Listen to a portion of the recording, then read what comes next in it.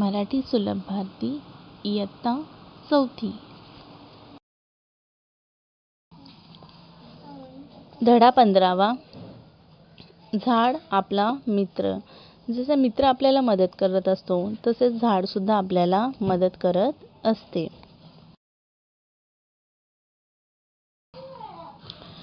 मुलांनो, या चित्रामध्ये तुम्हाला काय काय दिसत आहे? 2 झाडे आहेत. त्या झाडांवर पक्षी आहेत. झाडांवरती पक्ष्यांचे घरटे आहेत. तसेच झाडाच्या खाली मुले खेळत आहेत. त्याच्यानंतर काही प्राणी बसलेले आहेत आणि जे आहे शेतकरी ते सुद्धा गप्पा मारत आहेत. एक शेतकरी झोपलेला आहे. त्याच्यानंतर बरेच जण झाडाच्या सावलीचा फायदा घेत आहे. या झाडावरती एक फलक लावलेला आहे. चला तर आपण आता तो वाचूया. मी तुम्हाला सावली देतो, फळे देतो, फुले देतो. मुलांनो बघा, झाड आपल्याला सावली देते, फळे देतं, फूल देतो, औषधही देतो आणि आपण झाडांपासून औषधं तयार करत असतो. दिवसभर भरपूर ऑक्सिजन मिळून देतो आणि आपल्याला जो ऑक्सिजन लागत असतो तो आपल्याला झाडाकडूनच मिळत असतो. त्यामुळे भरपूर झाडे लावा. तुम्ही माझी काळजी कशी घ्याल? मला तोडू नका, मला पाणी घाला, खूप झाडे लावा. मुलांनो, झाडे तोडायची नाही आणि झाडांना पाणी घालायचं आणि खूप झाडे लावा. फक्त वाळलेल्या फांद्यांचं इंधनासाठी वापरा आणि फक्त जे वाळलेली फांदे आहेत त्यांचाच वापर तुम्ही इंधनासाठी करा. वादळामुळे मी मोडून पडतो तर दुसरे झाड लगेच लावा आणि वादळामुळे मी मोडून पडतो तर त्या जागेवरती तुम्ही दुसरे झाड लावा. बघा मुलांनो, झाडाचे खूप फायदे आहेत. झाडापासून आपल्याला सावली, फळे, फुले, औषधं मिळतात, ऑक्सिजन मिळतो. झाडांना तुम्ही कधी तोडू नका, झाडे तुम्ही लावा, झाडांना पाणी घाला, झाडांना जगवा. ऐका, म्हणावं, वाचा. झाडे लावा, झाडे लावा, झाडांमुळे सावली मिळते, झाडांमुळे गारवा मिळतो. झाडे जमिनीची धूप थांबवतात, झाडे हवा शुद्ध ठेवतात, झाडांमुळे प्रदूषण कमी होते. मुलांनो, झाडे लावायची आणि ती झाडे जगवायची आणि झाडांमुळे आपल्याला सावली मिळते. तसेच झाडांमुळे गारवासुद्धा मिळतो. तसेच जमिनीची धूप थांबवली जाते. झाडे हवा शुद्ध ठेवतात, झाडांमुळे प्रदूषणसुद्धा कमी होते. पुढील शब्दामध्ये लपलेले शब्द शोधा, सांगा. जनावरे.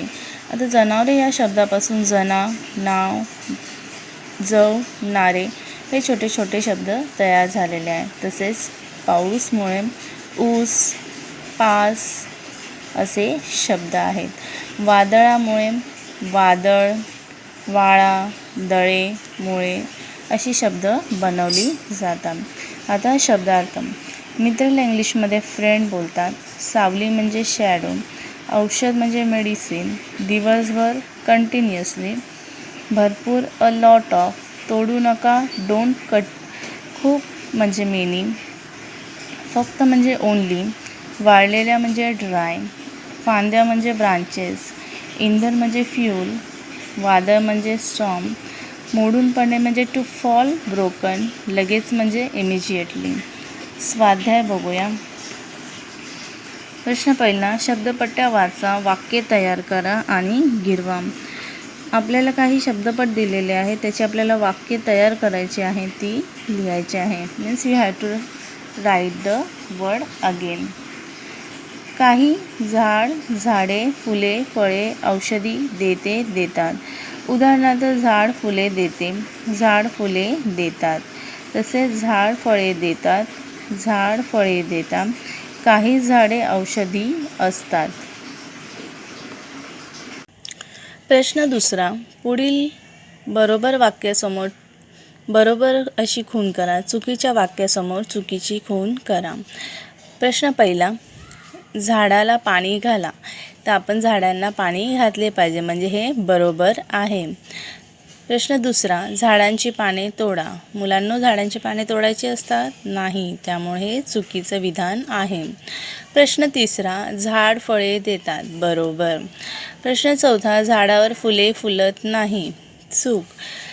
प्रश्न पाचवा, झाडांच्या वाळलेल्या फांद्या तोडा. बरोबर, आपण झाडांच्या वाळलेल्या फांद्या तोडू शकतो. प्रश्न 6वा, वादळामुळे झाड मोडते. बरोबर. प्रश्न 7वा, नवी झाडे लावू नका. चुकीचं विधान आहे. आपण नवीन झाडे लावली पाहिजे. जोडाक्षरे. विद्यार्थ्यांनो, ऑक्सिजन हा शब्द नीट पहा. या शब्दातील क्स हे 2 शब्द मिळून तयार झालेले जोडाक्षर आहे. उदाहरणार्थ ऑक्सिजन सी बनलेला आहे क अर्धा अधिक स अधिक पहिली वेलांटी. हे सर्व मिळून सी हा शब्द तयार झालेला आहे. आणखी काही जोडाक्षरयुक्त शब्द पहा. उद्या. उद्यामध्ये द्या हा जोडाक्षर आहे. द पूर्ण य अर्धा अधिक एक काना यापासून द्या हा शब्द तयार झालेला आहे. वाळलेल्या.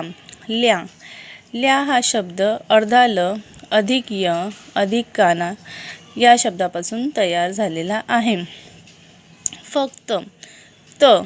त हा शब्द क अर्धा अधिक त यापासून त हा शब्द तयार झालेला आहे. प्रश्न 3, जोडाक्षरे लिहा. आपल्याला या शब्दांमधील जोडाक्षरे आता लिहायची आहे. प्रश्न 1, नद्या. नद्यामध्ये द्या हा जोडाक्षर आहे. तसेच होड्या, त्यामध्ये ड्या हा जोडाक्षर आहे. गोट्या. ट्या हा जोडाक्षर आहे. मोठ्या. ठ्या हा जोडाक्षर आहे. फांद्या. द्या हा जोडाक्षर आहे. मध्ये. धे हा जोडाक्षर आहे. तव्यावरती. यामध्ये मुलांनो व्या हा जोडाक्षर आहे. रस्सा. सा हा जोडाक्षर आहे. प्रश्न 9, भांड्यात. भांड्यातमध्ये ड्या हा जोडाक्षर आहे. प्रश्न 10, शिट्टी. टी हा जोडाक्षर आहे. प्रश्न 11, स्वयंपाक. स्व हा जोडाक्षर आहे. प्रश्न 12, प्रत्येकाला. त्य हा जोडाक्षर आहे. प्रश्न 13, पाण्याची. न्या हा जोडाक्षर आहे. प्रश्न 14, कुकरच्या. तर च्या हा जोडाक्षर आहे. आम्हीमध्ये मी हा जोडाक्षर आहे. उद्यामध्ये द्या हा जोडाक्षर आहे. पान नंबर 38 वरती वचन. मुलांनो, पुस्तक या नामावरून एका पुस्तकाचा बोध लागतो, म्हणजे एक पुस्तक. तसेच पुस्तके या नामावरून अनेक पुस्तकांचा बोध लागतो. वस्तू एक आहे की अनेक आहेत हे ज्यावरून कळते त्यास नामाचे वचन म्हणतात. वचनाचे पुढील 2 प्रकार आहेत, एकवचन आणि अनेक वचन. एकवचन जेव्हा नामावरून एकाच वस्तूचा बोध होतो तेव्हा ते एकवचन असते. उदाहरणार्थ पान, वही, फळा.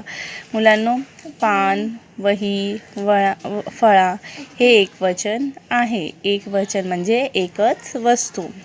अनेक वचन म्हणजे जेव्हा नामावरून अनेक वस्तूंचा बोध होतो तेव्हा ते अनेक वचन असते.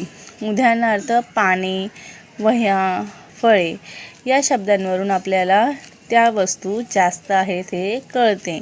एक वचन म्हणजे एकच वस्तू, अनेक वचन म्हणजे जास्त वस्तू. स्वाध्याय. प्रश्न 14, अनेकवचनी शब्दासमोर बरोबर अशी खूण करा. उदाहरणार्थ झाड, झाडे, झाड्या. तर आपण म्हणतो जास्त झाडे आहेत. झाडे हा बरोबर आहे. अनेक वचनामध्ये फांदी, फांद्या, फांदे, फांदी. आपण म्हणतो जास्त फांद्या आहेत, मग फांद्या हे बरोबर आहेत.